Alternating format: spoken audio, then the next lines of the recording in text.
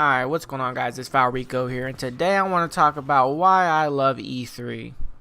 Now, E3 is it's very important to me because of the fact that every year that E3 comes around, it just reminds me why I love playing video games. Because when they have these events, whether it's E3 or these other events like the Tokyo Game Show or whatever, and they show off all these games, this new technology, where they're going. There's some things I don't like. Like, I'm not a big fan of the VR. I've let that be known. I'm not a big fan of this whole VR thing because and not because it's bad. Like, I instantly think it's terrible. I just don't see how it's gonna work. That's because I don't have no evidence. I don't have no evidence that shows me that it's gonna work. I've never tried it. I've never, put a helmet, one of them helmets on my head. The last time I actually had, like, back in the early 2000s, I remember they had like VR in the arcades where you put on like the helmet and then pretend you're a fucking jet fighter or whatever at like movie theaters. But as far as ever trying one of those headsets, I've never actually tried it. Now, and another thing I didn't really like about it was the fact that I don't want that to be like my new thing, because I don't want to be running around here with a fucking helmet on every time I want to play some goddamn video games. I'm old school, you know what I mean? Like, I'm old school. I want a controller and a TV. Why do I gotta have fucking magic sticks to swing around? Stuff. Some people are into that stuff, but me, I'm into fucking, let me grab these sticks and let me get on the Doom, or let me grab my controller and let's play whatever I want to play, whether it's The Witcher or Uncharted, whatever it is. I'm old school with it. But every time these conventions come around, they show off new tech, which could stick and which could stick around, and some things don't. But the games are what really set it off for me for E3, because when you go into these events, that most of these games that they're showing aren't coming out that year. They're coming out next year. Some of them are coming out this year. But you're looking at them and you're like, oh shit, it's about to go down.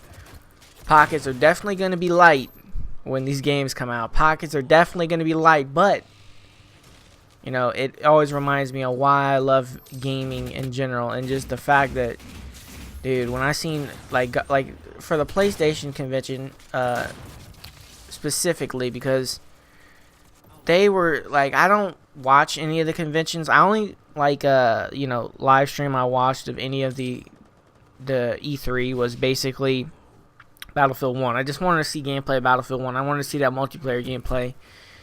And so did me and 100,000 other motherfuckers. At one point there was like 150,000 people in the stream. I just wanted to see the fucking gameplay. I wanted to see how it ran. I wanted to see how the guns looked and shit like that. And I was like, okay, this is gonna be excellent. One of the things I'm looking out for is the fact that when you look at the pre-order details, one of the I think it was called the early enlister edition or whatever, it says something about battle packs and you can get weapons out of battle packs, and I'm not feeling that whatsoever. That's not a good thing. That's a terrible fucking thing. I don't want this pay to fucking get battle pack bullshit. That shit is fucking a fugazi.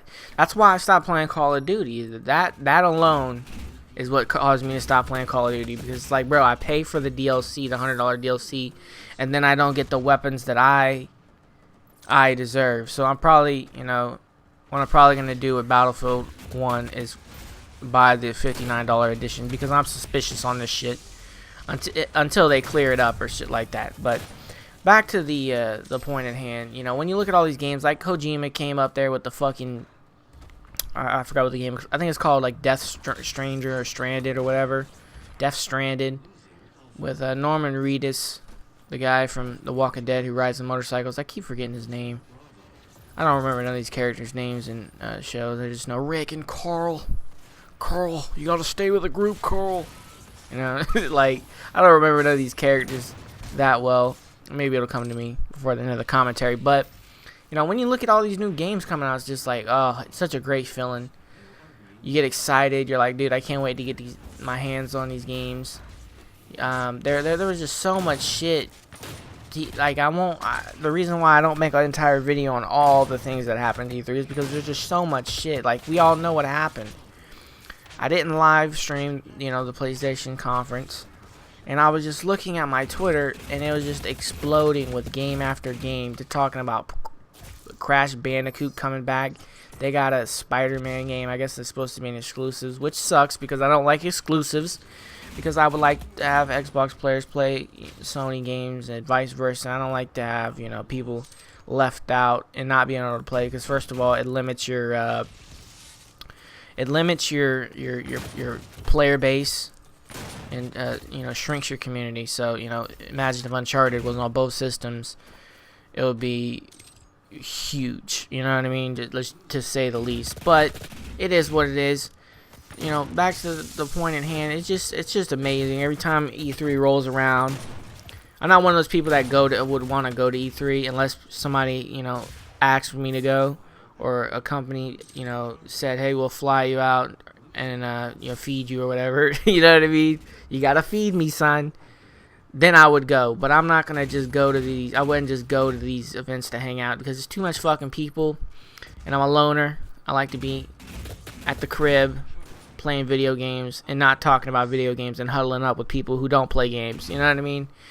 Huddling up, because most of them people that go to the events, most of them are gamers, but there's a majority of them who don't know what the fuck they're talking about, and they're just like, they're just there just for the spectacle. And I can't be hanging around with all these fucking fugazis. You know what I mean? Like, it's just, I can't do it.